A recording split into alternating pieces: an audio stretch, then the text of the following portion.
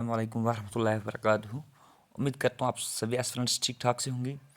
आज हम last part लाए हैं फिज़िक्स का, जो कि जेके एसएसबी फॉरेस्टर के लिए है। इससे पहले हमने 9 वीडियोस लाए हैं, जिनमें हमने 14 चैप्टर्स कवर किए हैं। उन वीडियोस की लिंक इस वीडियो के डिस्क्रिप्शन में मिलेगी। अब चैप्टर को स्टार्ट करने से पहले, जैसे कि चैप्टर का नाम है कम्युनिकेशन सिस्टम, उसमें कुछ टर्म्स जो कि मोर इम्पॉर्टेंट हैं, थोड़ा बहुत उन पर नज़र मारते हैं। तो उसके बाद हम डायरेक्ट क्वेश्चंस पे आते हैं। अगर हम ट्रांसड्यूसर की बात करेंगे, ये ट्रांसड्यूसर एक डिवाइस होता है जो कि कन्वर्ट करता है एक एनर्जी फॉर्म को दूसरे एनर्जी फॉर्म में, या एक सिग्नल को दूसरे सिग्नल में कन्वर्ट करते हैं। और जो प्रोसेस होता है converting of one form of energy into another, तो उसको हम बोलते हैं ट्रांसडक्शन। तो उसमें दो टाइप्स आते हैं, मैकेनिकल ट्रांसड्यूसर्स, जहाँ पे फिजिकल क्वांटिटीज़ को कन्वर्ट करते हैं मैकेनिकल आउटपुट्स में, और दूसरा है इलेक्ट्रिकल ट्रांसड्यूसर्स, जहाँ पे फिजिकल क्वांटिटीज़ को इलेक्ट्रिकल आउटपुट्स में कन्वर्ट करते हैं। जैसे कि इसमें एग्जांपल है थर्मोकपल, जिसमें टेम्परेचर चेंज होता है, जिसमें टेम्परेचर डिफरेंस चेंज आता है स्मॉल वोल्टेज की वजह से। That is a thermocouple that change temperature difference, जो टेम्परेचर डिफरेंस को चेंज करता है एक स्मॉल वोल्टेज में। उसके बाद एक दो टर्म्स और ही, एक्टिव ट्रांसड्यूसर्स और पैसिव ट्रांसड्यूसर्स। जो पैसिव ट्रांसड्यूसर्स होते हैं उनको एक्सटर्नल पावर सोर्स की ज़रूरत पड़ती है ताकि वो ऑपरेट करे, जिसको हम बोलते हैं एक्साइटेशन सिग्नल। और उस सिग्नल को हम मॉड्यूलेट भी कर सकते हैं एक सेंसर से, ताकि हम आउटपुट सिग्नल प्रोड्यूस कर सके। एग्जाम्पल इसमें जो थर्मिस्टर है वो इलेक्ट्रिसिटी जनरेट नहीं करता है, इलेक्ट्रिक सिग्नल जनरेट नहीं करता है। जब हम उसमें इलेक्ट्रिक करंट पास करते हैं, उसकी रेजिस्टेंस को हम मेजर कर सकते हैं, या डिटेक्ट हम बोल सकते हैं, डिटेक्ट कर सकते हैं वेरिएशंस जो आएंगे उस करंट या वोल्टेज में अक्रॉस द थर्मिस्टर। उसके बाद एक्टिव ट्रांसड्यूसर जो होते हैं, इनको एडिशनल एनर्जी की ज़रूरत नहीं पड़ती है। एग्जाम्पल उसमें ही फोटो डायोड, पाइजो इलेक्ट्रिक सेंसर या फोटोवोल्टिक। उसके बाद अगर हम बात करेंगे एफएम की, यानी फ्रीक्वेंसी मॉड्यूलेशन, ये इनकोडेड इन्फॉर्मेशन होती है कैरियर वे में। अब ये यहाँ पे कैरियर वे आया, कैरियर वे होते हैं एक फ्रीक्वेंसी यानी number of waves per second of a carrier wave that carries signal to convey information, यानी एक इन्फॉर्मेशन देती है। इसको हम मेजर कर सकते हैं हर्ट्स में। एक इंपॉर्टेंट कंसेप्ट है रेडियो और टीवी ब्रॉडकास्टिंग में। जब हम इसको इनपुट सिग्नल देते हैं इस कैरियर वे को, इस कैरियर वे की फ्रीक्वेंसी को हम मॉड्यूलेट कर सकते हैं, यानी इनकोड कर सकते हैं। इस कैरियर वेव को जब हम एडिशनल सिग्नल देते हैं तो इसकी फ्रीक्वेंसी को हम मॉड्यूलेट कर सकते हैं, यानी इनकोड एडिशनल इन्फॉर्मेशन इस वेव में आ सकती है, आएगी। तो इस टेक्निक को बोलते हैं फ्रीक्वेंसी मॉड्यूलेशन, जिसकी वजह से इसका नाम पड़ता है एफएम रेडियो। तो उसके बाद अगर हम फ्रीक्वेंसी डिविएशन की बात करेंगे, ये यूजुअली एफएम रेडियो में यूज़ होता है ताकि हम डिस्क्राइब करेंगे डिफरेंस जो मिनिमम और maximum extension of frequency modulation signal and the normal centre, जिसको हम कैरियर फ्रीक्वेंसी बोलते हैं, जो अभी मैंने बोला। उसके बाद अगर हम बैंड विड्थ की बात करेंगे, ये फ्रीक्वेंसीज का एक रेंज होता है, या हम इसको मोर स्पेसिफिकली ऐसे भी बोल सकते हैं, capacity eight which a network can transmit data. अब इसमें एग्जांपल मैं देता हूँ, अगर बैंड विड्थ किसी नेटवर्क का फॉर एग्जांपल 50 MB पर सेकंड है, तो इसका मतलब है नेटवर्क जो है वो 50 MB से ज़्यादा ट्रांसमिट डाटा नहीं कर सकता है। तो उसके बाद आप डायरेक्ट आती हैं क्वेश्चंस पे। What does the transducer serve? Option first है it converts sound signal to electrical signal, it converts the electrical signal to sound signal. Third option है it converts electrical signals to magnetic form. Fourth है it converts sound signal to magnetic signal. तो उसका सही answer है it converts the electrical signal to a sound signal, यानी option B. उसके बाद question number 2 है which of the following is a drawback of the amplitude modulation?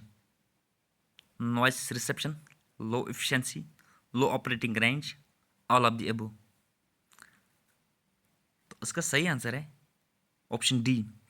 मेरे answer देने से पहले भी आप लोग आंसर दे सकते हो, या at the end of the video comment box में ज़रूर बताएं कि किसके कितने करेक्ट हो रहे हैं। उसके बाद क्वेश्चन नंबर 3 है, why audio signals can not be transmitted.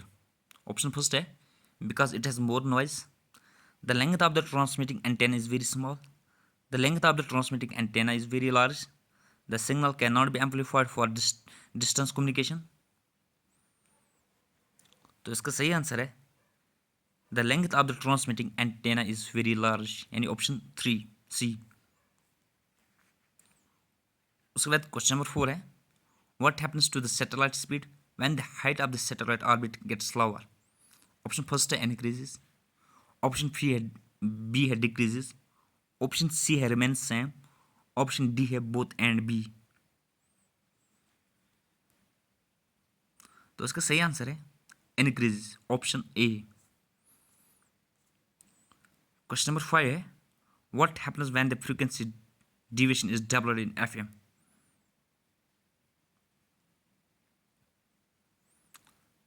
Option first है modulation is doubled, option B है modulation is solved, option C है carrier swing is solved, option D है the modulation index is decreased. Question number 5 का answer है modulation is doubled. अगर deviation less होगी तो वहाँ पे ज़्यादा से ज़्यादा चैनल्स फिट हो सकते हैं same amount of frequency spectrum में। अगर हम एफएम ब्रॉडकास्टिंग की रेंज की बात करेंगे, वो लाइक करते हैं 87.5 एंड 108 मेगाहर्ट्ज़ के बीच में, जो कि टिपिकल स्पेसिंग जो रेंज होती है इसकी 100 और 200 किलोहर्ट्ज़, और मैक्सिमम डिविएशन फ्रीक्वेंसी होती है ±75 किलोहर्ट्ज़ ±75 किलोहर्ट्ज़ इसकी मैक्सिमम फ्रीक्वेंसी डिविएशन होती है। तो उसके बाद क्वेश्चन नंबर 6 है, what happens if the transmission path in PCM is very long. PCM मतलब होता है पल्स कोड मॉड्यूलेशन, एक डिजिटल स्कीम होती है जिसकी वजह से हम ट्रांसमिट करते हैं एनालॉग डाटा को। हम ऐसे भी बोल सकते हैं that converts analog data into digital form, यानी पीसीएम मतलब होता है pulse code modulation. Option first है pulse amplitude is increased, pulse spacing is reduced, pulse width is increased, option D है रिपीटर स्टेशंस आर यूज्ड। तो इसका सही answer है repeater stations are used, option D. Question number 7 है, television signals are amplitude modulated, frequency modulated, phase modulated, option D है both frequency and amplitude modulated. Question number 7 का answer है both frequency and amplitude modulated, यानी option D. Question number 8 है, what happens when the radio wave reaches the ionizing medium. Option first है will bend towards normal, option B है will bend away from the normal, option C है will follow straight path, option D none of these. तो इसका सही answer है will bend towards normal. Question number 9 है, the summation of three sinusoidal waves is equal to AM waves, FM waves, C option है both A and B, D option है neither of these।